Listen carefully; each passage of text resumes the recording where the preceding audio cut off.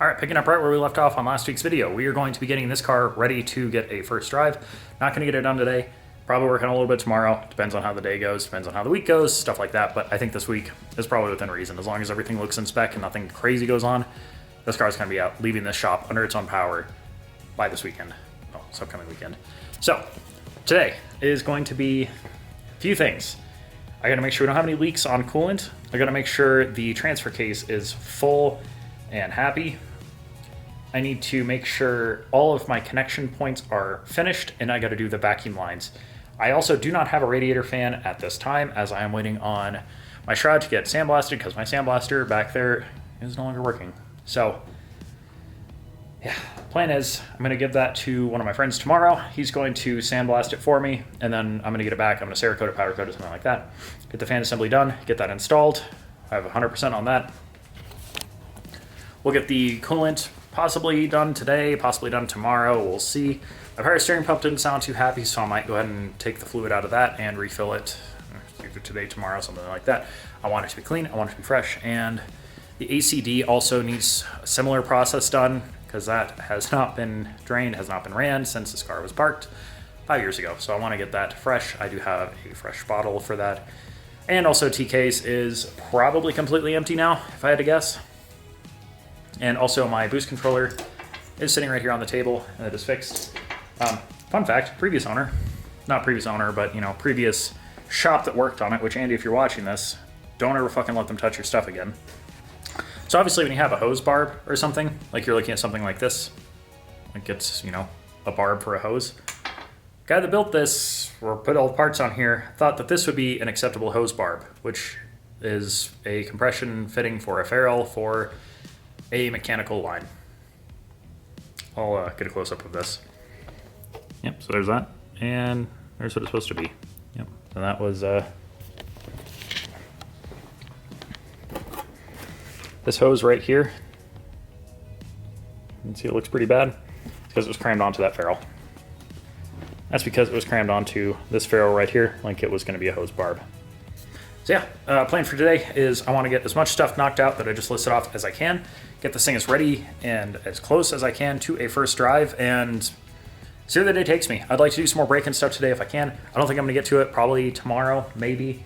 I want to throw the front bumper back on this thing at some point. So it's just a task day is all it is. Not a whole lot of fun stuff, just a lot of work stuff.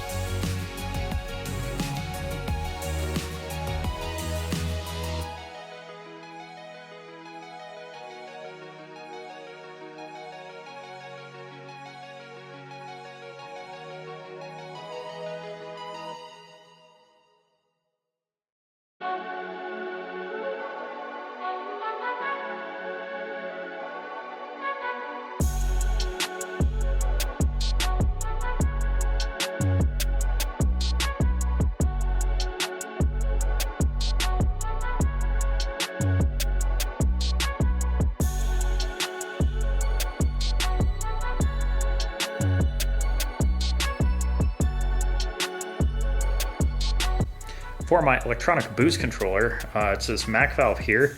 I found a nice 3D print file for it. I believe this is for a Miata, like a second gen Miata.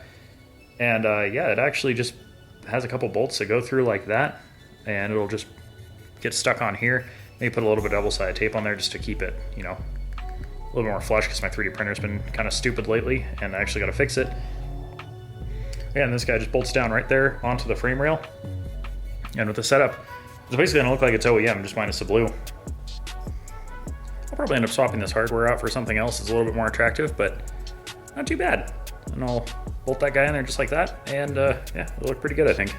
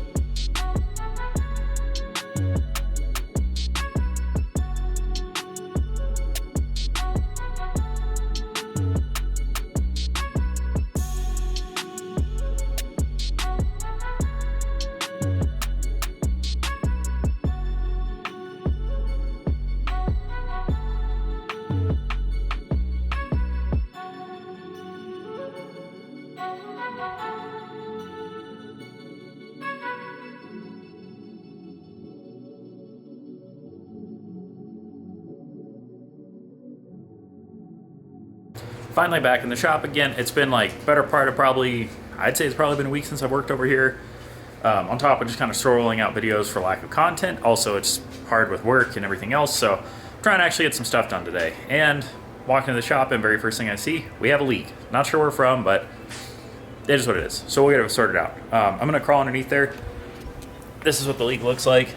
I'm not sure if it's oil or if it's water or what, but yeah, it doesn't look great.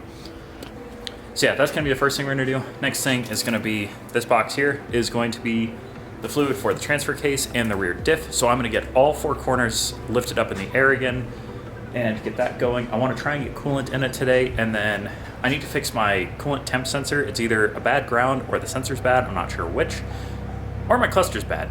I don't think it's that, I'm hoping it's not, but I'm not eliminating it. And then last thing is I need to get this powder coated. One of the guys I shoot with, Ben, huge shout out to Ben, got this sandblasted for me because mine decided to break in the middle of it. So yeah, now it's time to actually get that thing coated. Color we're gonna go with is gonna be blackjack.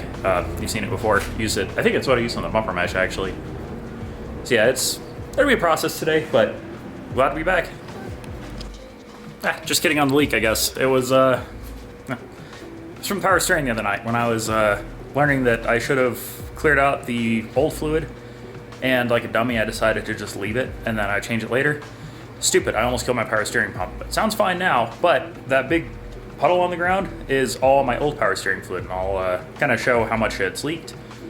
Well, not necessarily leaked, how much I dumped trying to get the hoses swapped. So if you look up in here, that's all power steering. You might be able to see underneath. Yeah, look at the other side of the pump there. Oh, please focus. Yeah, you can see the big drip anyway. So yeah, lesson learned. I mean, not really totally unexpected. Still annoying. Got a little bit of panic there. I thought maybe it was like my turbo leaking or something. I'll show you what else I rigged up. This is how we're gonna be coating my radiator shroud, since I don't have any sawhorses and I haven't built a powder coating booth yet.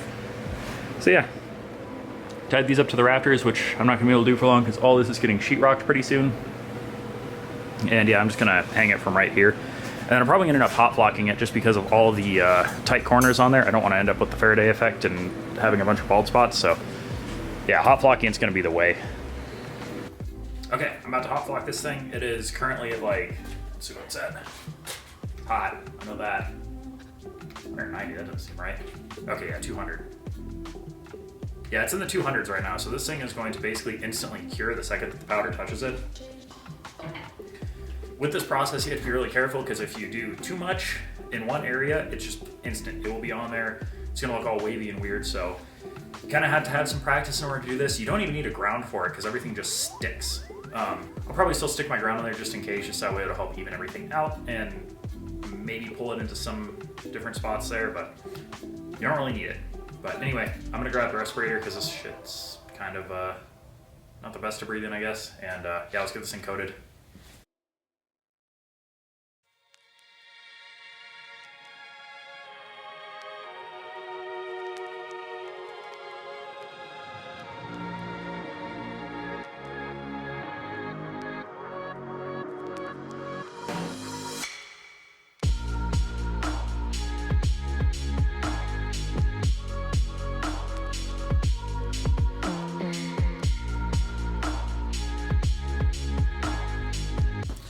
Alright, so that kind of went a little bit weird just because it seemed like right when I started coating it, it kind of cooled down a little bit.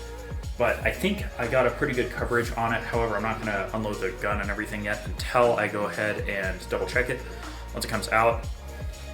If it looks good, then we're good, obviously. But if not, I'll go ahead and give it a quick recoat. Just hit some of the light spots like I did on the grill, and I think it'll come out perfect if I do that. But this is kind of my process for doing some weird things like that.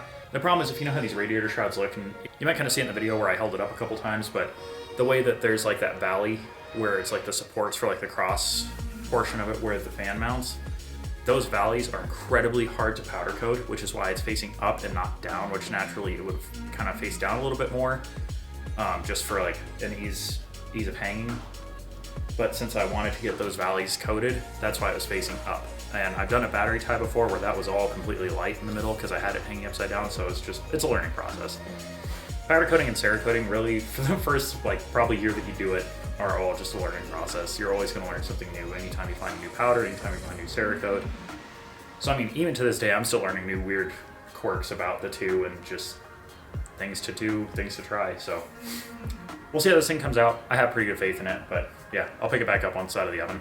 Want to see my favorite part about using blackjack? See that smoke? Until you open this up. I already opened it, so it's not gonna be as bad. Don't know why it does that, but it has something to do with the cure process. But look how beautiful that looks. This is why powder coating is like by far my favorite thing I've ever picked up for garage stuff. It's just because like the transformation you get from like that rusty, like old painted piece that just had thousands of miles on it, sat for 5 years, just got rusty and just disgusting, doesn't look good. And then you get to just basically sandblast it, which is the worst part of the process, and then powder coat it. And then you have like a brand new piece that hasn't looked that good even since the day it rolled off the factory floor. It's so cool doing it. I love powder coat. The next thing I really got to coat are gonna be these brakes. Look how bad they look. They look terrible. You can even hear them. Hear that? Yeah, they're chipping. Plan for those guys is gonna be powder coated as well, but I only got so much stuff I can do at one time. But I think probably once I get this thing driving and I get a few miles on it, I'll probably look at getting those guys tackled. Just because the car looks nice enough as is. I don't want to just take away from those brakes, so it's got to happen. We back for day 2 of getting this thing roadworthy. I did get some good progress done last night and just kind of throughout yesterday. However, I did not get to fully finish everything I wanted to do just because I ran out of time and wanted to go to dinner because I was hungry. But yeah, I mean, I made some good progress. We have the transfer case almost full using this nice little setup here. I think it might actually be full because there's a big puddle on the floor. I'm assuming that's probably from that just like overfilling, but I'll double check it today. Radiator officially has coolant in it. This is all OEM blue. Looks great. Actually really like that color. I'd be tempted to wrap this car in it. As far as everything else goes, I believe we're actually getting pretty close. So the only other thing I can think of right offhand that I need to do, I need to fix a coolant needle in the cluster, which I found a video on that. I'm gonna test it, and then if it works, I will post the how-to on replacing the gauge cluster faces, not right now, but later on. And then the rear diff back here, I need to drain it, I need to fill it. That fluid in the power steering pump, as I mentioned earlier in the video, almost killed my pump because it was so bad. I should probably do the ACD, but I did top it off some fluid. It looks the same, so I don't know if it's really that bad. Also, I don't know how much the ACD really pumps, or if it's just like as needed. I'll look into that more. So may or may not do that. But for sure, I need to do the rear diff because that's easy enough to get to, and I believe I have about the perfect amount of fluid to get it done, so we'll get it going. For starters though, I want to check out the T-case. If that's done and it's ready to go, then we'll wrap this entire front end of the car up and move to the back and finish that up before I move to the interior and get the cluster fixed. Sorry, one more thing before I move on. I got that radiator fan shroud done. I don't know if I showed it, but I got it done. It's installed. It looks so good. Look at that. It looks perfect. It literally looks brand new, minus that fan. But I mean, who's gonna see that? When you're looking at this thing, you're gonna see this, and you're gonna see this ugly ass intake with this filter I gotta swap out and eventually get that done, but I want to do short route first, which means that guy's gotta go back there to the trunk. Yeah, this thing's coming together. It's a good feeling. All right, well, a slight change of plans. The rear diff fill plug is completely seized. I can't get it out. I've tried a couple different methods and nothing's working, so I don't really know what I'm supposed to do there because it's too tight to get I can get a socket on it just fine. There's some space behind it, but I can't get a ratchet on there or a breaker at the same time. So I'm gonna have to figure that out later. So right now it's just gonna have to leave the rear diff as is. I did not crack the fill or the drain though, because I've learned over the years of having issues like this to always check your fill plug first. So if you've never done it before, check your fill plug first before you crack the drain, just in case something like this happens. So I wanna get into the dash next, because that's gonna be my big stopping point for actually wanting to run this car. Since I don't know what the coolant's looking like, all I know is that the ECU is probably reading okay. So yeah, what I'm gonna do is I'm gonna take the dash apart for the 14th time, and then I'm gonna clear off my bench back here because that's where I want to work on it, and it's been kind of messy. I mean, as you can tell by the welding cart too.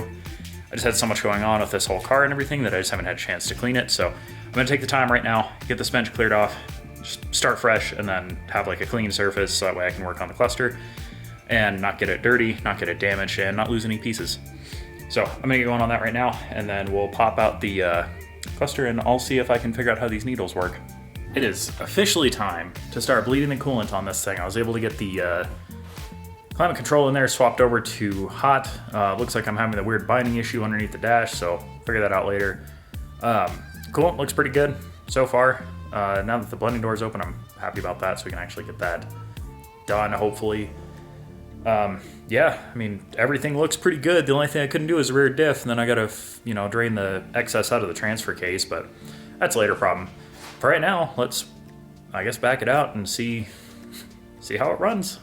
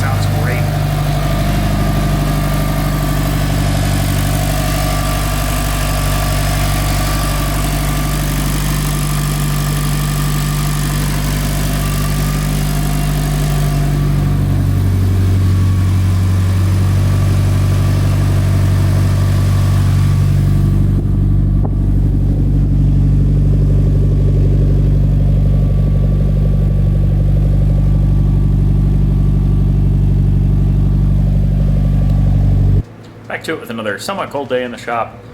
I was editing the video and realized I never really finished it, so that's why it's one, late, and two, well, that's why I'm filming this right now. I have been doing some running testing on this thing, and it sounds like I have a bad bearing. I took out the serpentine belt, and it looks like the idler pulley that's kind of like right, if you look at the timing side of the engine to the left of the power steering pump, this guy seems to be kind of dead, so I just bought this one. This is just a Rock Auto one from Gates, but I didn't want to pay like $70 for a brand new OEM one. I didn't know it was a problem, because worst case, if it is a problem, I'll run this one until it breaks, which maybe it'll last forever, maybe it won't.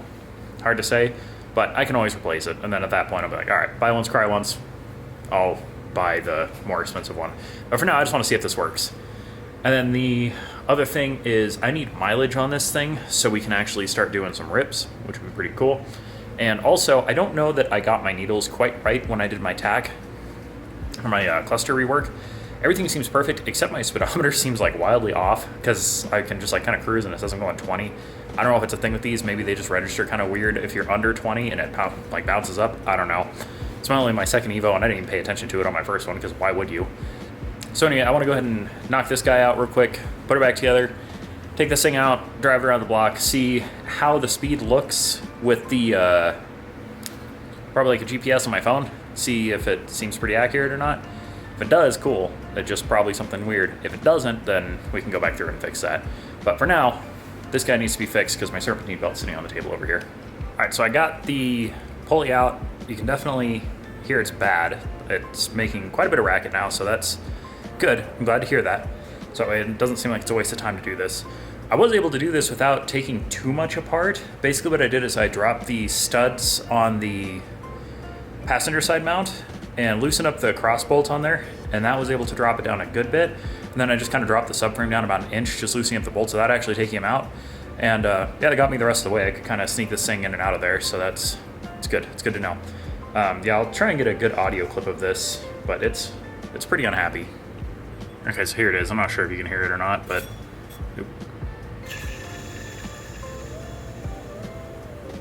it's pretty bad. It sounds definitely not the worst I've heard, but there is also some side-to-side play in here.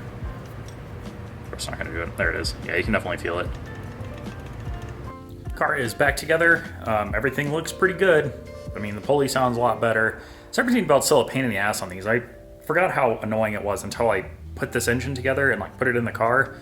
Then I had to route it on there, and then again today, I was like, man, that's probably gonna be annoying, and it was. But anyway, as far as belt goes, pulley, everything looks good there. Double checked all the other pulleys, just make sure they were -1 that I'm hoping is good, because I realized as I was putting that on, I'm like, man, I'm already too far. I don't want to take this back off, but it's fine. One of the things I really need to do, I think after I get this guy like broken in and everything looks good, besides correcting some wiring stuff like my grounds that I want to actually do proper, I really need to build a catch can.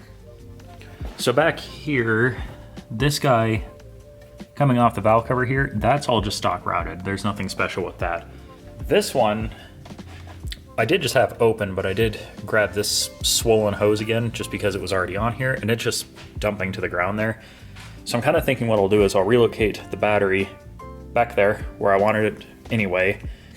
Once I do that, I can correct all of this garbage wiring here. Added my fuel pump probably to one of those, or however else I have to do it. It is fused already, so it's not a huge thing. Or I could even, actually no, once I relocate this to the trunk, that fused wire can just be a quick little run from the battery in the back just to the fuel pump. So this won't even be here anymore, so that'll be nice. I'm gonna fabricate a little like plate there that goes over the mount, and probably do like the Evo 10 piece to replace that. And then at the same time I'm doing all of that fabrication, I think I'm gonna build myself a catch can. Granted, I don't know a huge amount about catch cans and like what it takes to fabricate them, but I figure if I've done a diesel swap, a 2JZ swap, and then put it all back to stock on a Tacoma, all of that including fabrication, I fabricated my bumpers, I can probably fabricate an oil catch can and make it effective. Probably just copying someone else's design, like STMs or something. And then hoses I just fabricate myself. Not really sure what I would use for adapters. Maybe I have to pull those bits out of there. I'm not familiar with it, but that's a later problem. For now, I think I'm gonna wrap this video up here. The following video, I was gonna try and get to it today, but this video is already running long, is going to be a lot of driving, a lot of test driving, and getting this thing broken in. I need to go get my GoPro, which is actually a common complaint I got on my supercharger video, which is the best performing video on my channel, is I didn't get a drive on it, and that's because I didn't have my GoPro at the time. It was essentially loaned out, and now I'm able to get it back because it's not in use. And also that supercharger, the reason why I didn't drive it is the little bit that I did drive it, I didn't care for it. It wasn't as menial as it is. It wasn't loud like all the other ones, because the brand new ones, I guess they silenced a good bit. So yeah, I took it off before I even really got to get a good drive on it. And yeah, honestly, no regrets. I don't recommend buying those. But I have something else possibly in the works for the Tacoma. I have some other things going on.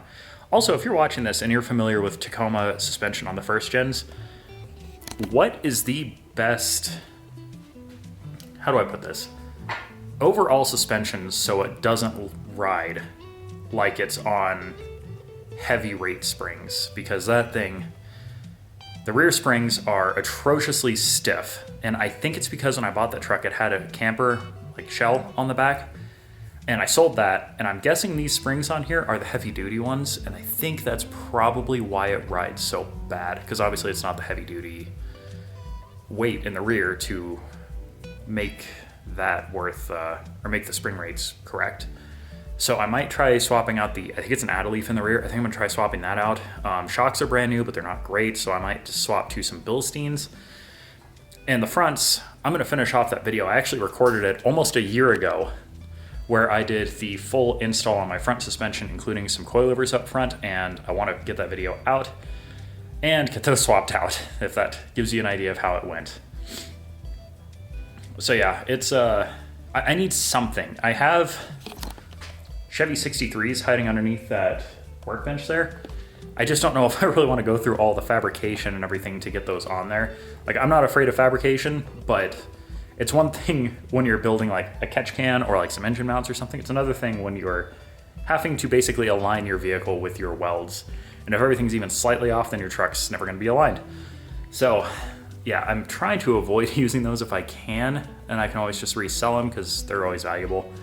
It's either that or I need to swap out the Adeleafs for some other options. I have another set of ad leaves in a cart that are not extra weighted for having anything in the bed. So I mean, I have a backup plan, but mainly for the fronts. I'm kind of thinking 5100s with some OME, was it 563s or 553 springs up front. It's kind of my current plan, but if you have any other ideas, please let me know, because I'm so tired of driving that truck as it is. It rides so bad. So anyway, that's all I got for today.